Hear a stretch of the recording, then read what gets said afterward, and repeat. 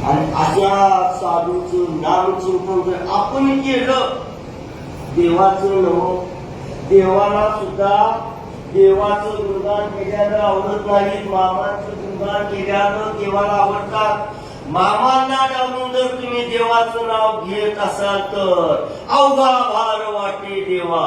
संत सेवा न घडता तुमच्या हातून जर मामाची सेवा नाही घडली आणि देवाची जर सेवा करत राहिलात तर ते देवाला भार वाटते.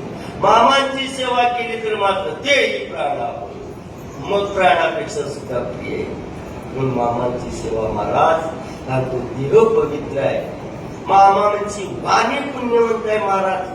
वाचीच तप होतं तात्या, ते बोलावं ते खरं, एकदा बोललं की ते खरंच होणार महाराज. म्हणून तुकोबार म्हणतात तो देह पवित्र आहे, ती वाणी पुण्यवंत आहे, पवित्र सोवळी तीच एक भूमंडळी. त्या भूमंडळामध्ये पवित्र एक कोण आहे, त्यामध्ये फक्त मामाचा आहे.